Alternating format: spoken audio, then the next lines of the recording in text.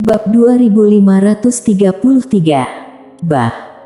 Mendengar kata-kata Destiny, mata Mela yang berbinar bintang-bintang kecil begitu mendominasi.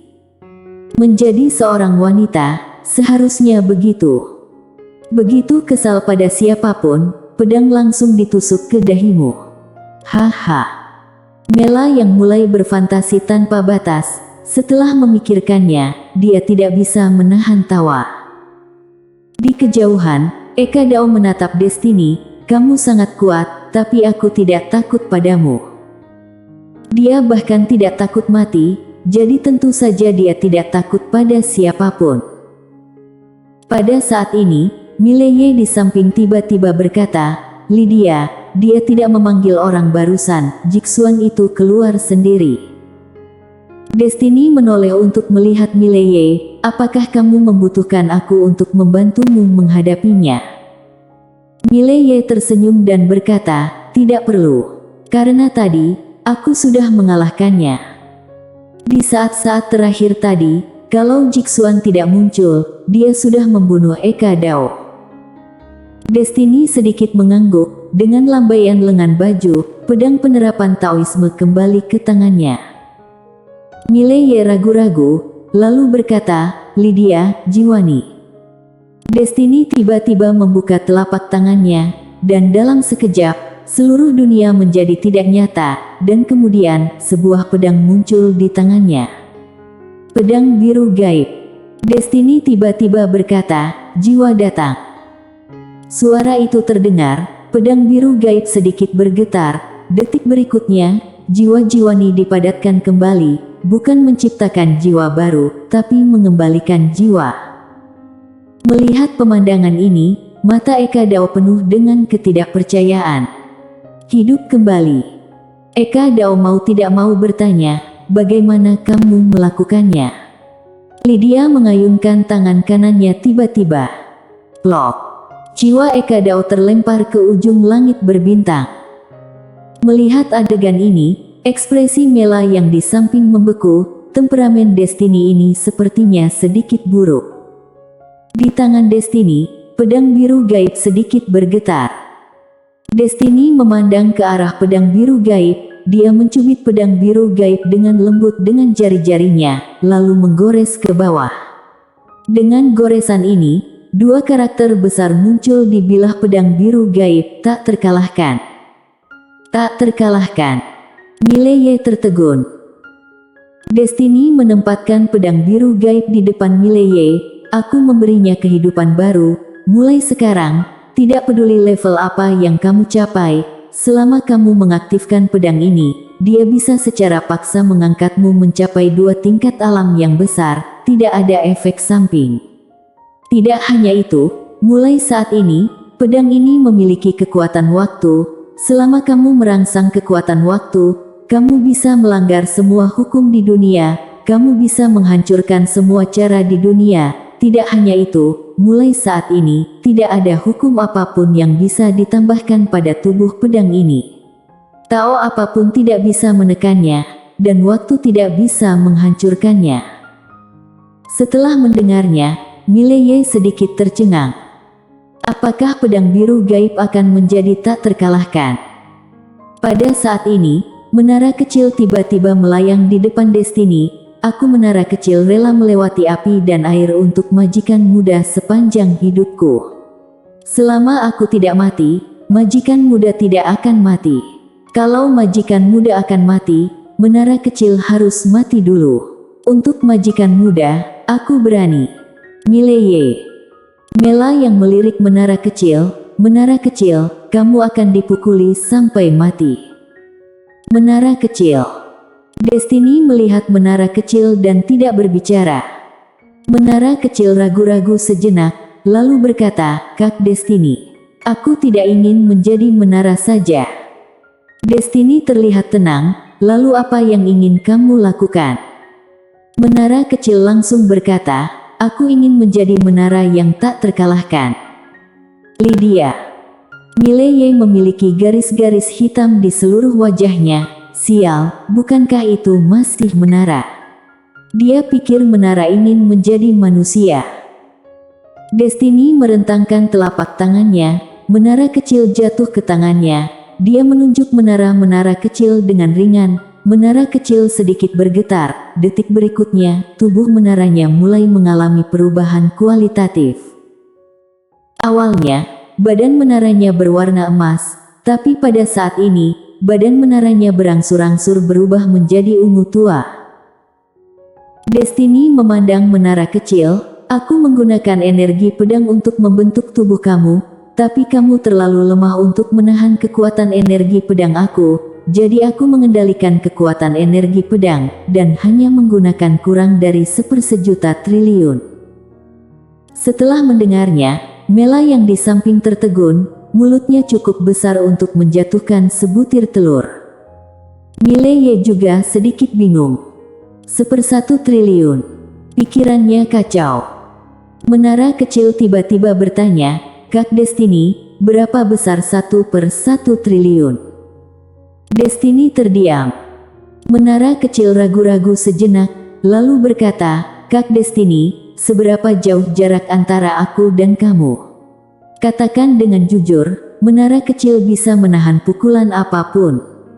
Destiny melirik ke arah menara kecil, "Ratusan juta saja." Sedikit. Tiba-tiba menara kecil heboh, "Kak Destiny, kamu tidak bohong sama aku." Destiny mengangguk. Tiba-tiba menara kecil tertawa terbahak-bahak, "Kak Destiny, aku akan bekerja keras, suatu hari nanti, menara kecil akan melampaui kamu." Destiny. Mela yang menghela nafas dengan suara rendah. Otak menara kecil sudah rusak. Seolah memikirkan sesuatu, Mela yang buru-buru berjalan ke sisi Mileye. Dia dengan lembut menarik lengan baju Mileye dan berkata dengan lembut, "Dik, pedang yang kamu janjikan pada kakak." Setelah mendengarnya, Mileye ragu-ragu, lalu berkata, "Lydia, bisakah kamu membuatkan pedang untuk kakakku?" Kalau itu orang lain, dia pasti akan menolak. Tapi, kakak berbeda. Kalau kakak tidak mencoba yang terbaik untuk menyelamatkannya sekarang, dia pasti sudah lama mati. Lydia melirik Melayang, dan setelah berpikir sejenak, dia bertanya, "Apa yang kamu inginkan?" Mela yang buru-buru berkata, "Apa saja. Kamu bisa memberikannya sesukamu." Destiny sedikit mengangguk, dan melebarkan telapak tangannya. Dalam sekejap, seluruh dunia tengah bergetar. Kemudian, kepingan salju yang tak terhitung jumlahnya tiba-tiba datang dari segala arah.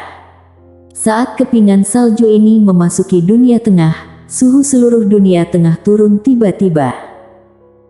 Pada saat ini, Destiny menyatukan telapak tangannya, dan gumpalan energi pedang muncul di depannya, dan semua kepingan salju itu mengalir ke gumpalan cahaya pedang itu. Setelah beberapa saat, pedang es dan salju yang terkondensasi dari kepingan salju muncul di depan Destiny. Destiny menatap Melayang, "Gunakan salju sebagai tubuh pedang, dan energi pedangku sebagai jiwa." Mengatakan itu, dia meletakkan pedang di depan Melayang. Melayang dengan cepat menggenggam pedang itu. Detik berikutnya, matanya berbinar. Pedang itu dingin, tapi tidak dingin menusuk. Dia tidak tahu apakah itu kuat atau tidak, tapi tetap terlihat bagus. Dan, salju. Nama Mela memiliki arti salju. Dia sangat menyukai pedang ini. Seolah memikirkan sesuatu, Mela yang tiba-tiba bertanya, "Bos Destiny, berapa banyak kekuatan yang kamu gunakan untuk untaian energi pedang itu?" Destiny menatap Melayang, "Kamu yakin ingin tahu?" Mela yang langsung menggelengkan kepalanya, "Aku mengerti. Aku mengerti." Berbicara tentang ini, dia tersenyum kecut, "Bos Destiny, apakah ada kekuatan di dunia ini yang bisa mendukung kekuatan energi pedang penuhmu?" Destiny mengangguk, "Ada." Mela yang sedikit penasaran, "Apa?" Destiny menatap Melayang, tubuh fisik gadis kecil yang sombong itu. Gadis kecil yang sombong. Mela yang tercengang sesaat, lalu ekspresinya berubah drastis, "Buset, Yana. Yana." Mendengar perkataan Destiny, Mileye juga sedikit malu. Yana. Kalau tubuh fisik Yana digunakan sebagai tubuh pedang, dan energi pedang Lydia digunakan sebagai jiwa. Memikirkan hal ini, Mileye merasa sedikit malu. Yana sangat setia kawan. Jangan berpikir begitu. Mela yang melirik Destiny, dan mulai mengkhawatirkan Yana di dalam hatinya.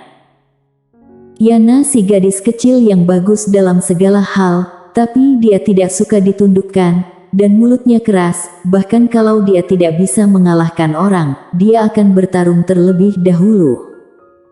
Saat ini, Destiny menatap Mileye, aku mau pergi.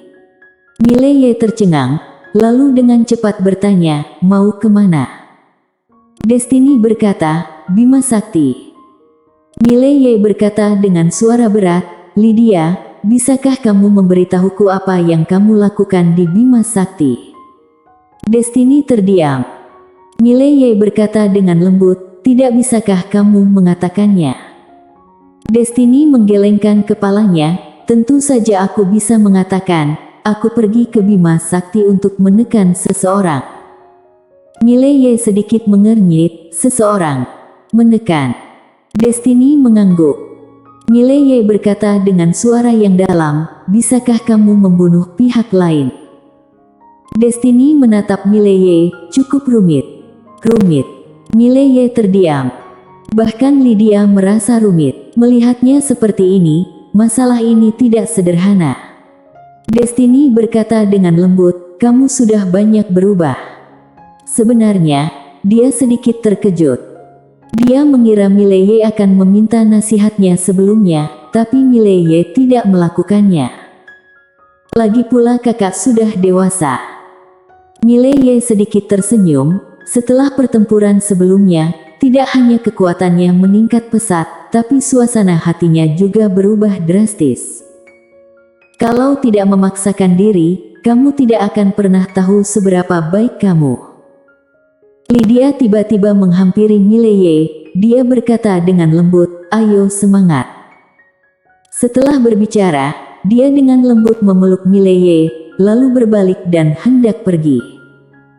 Saat ini, Mela yang tiba-tiba berkata, Bos Destiny, bolehkah aku menanyakan sesuatu? Lydia memandang Mela yang dan tidak berbicara. Mela yang sedikit malu. Mileye tersenyum dan berkata, tanyakan. Mela yang segera kembali ke menara kecil, lalu mengeluarkan jilid buku kuno yang ditulis oleh ketua paviliun yang misterius. Dia membuka halaman pertama buku kuno, dan berkata, Bos Destiny, teori alam semesta dari ketua paviliun ini, apa pendapat kamu? Lydia melirik buku kuno itu, terdiam. Apalagi yang ingin ditanyakan Melayang, tapi Lydia tiba-tiba berkata, pengetahuan orang ini jauh di atas Nona Savera. Di atas Nona Savera. Setelah mendengarnya, ekspresi Mileye langsung berubah. Harus diakui bahwa dia sedikit terkejut saat ini. Kak Savera. Tahukah kamu, betapa menakutkan kebijaksanaan dan wawasan Kak Savera? Ini benar-benar yang terbaik dari ketiga pedang. Dan ilmu ketua paviliun yang misterius ini masih lebih tinggi dari Kak Savera. Apakah begitu keterlaluan? Kali ini, Lydia tiba-tiba menoleh ke belakang. Dia menatap Mileye, aku pergi. Setelah selesai berbicara, dia dengan lembut memeluk Mileye, lalu berbalik, dan dia menghilang segera setelah berbalik. Mileye dan Mela yang sama-sama diam. Apakah ketua paviliun yang misterius ini begitu menakutkan? Seolah memikirkan sesuatu, mata Mileye berkilat khawatir. Lydia menekan seseorang. Dia tiba-tiba menjadi sedikit khawatir. Semakin kuat dia, semakin dia merasa bahwa alam semesta ini tidak sederhana. Ini benar-benar tak ada habisnya.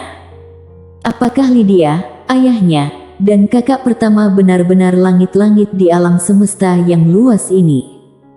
Mileye terdiam. Saat ini, Mela yang tiba-tiba berkata, Dik, aku juga mau pergi.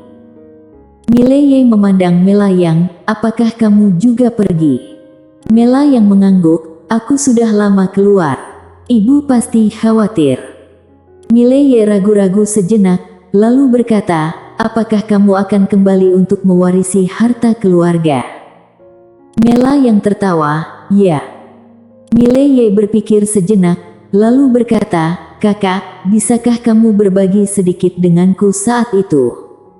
Merasa agak minder, Melayang tersenyum main-main, mudah saja. Setelah selesai berbicara, dia dengan lembut memeluk Mileye, Dik, ayo semangat, aku menantikan hari ketika kamu menggulingkan ayah. Kalau kamu memiliki kesulitan, kamu bisa mencari kakak. Kakak tidak jago bertarung, tapi memiliki banyak uang. Kakak akan menggunakan uang untuk membantumu membunuh pihak lain. Setelah selesai berbicara, dia berbalik dan langsung menghilang ke langit. Mileye terdiam, tiba-tiba merasa sedikit sedih. Pada saat ini, langit yang jauh tiba-tiba terbelah, dan detik berikutnya, seorang wanita cantik keluar. Wanita itu melihat sekeliling dan berkata, di mana ketua Arlo dari cabang Paviliun Xianbao?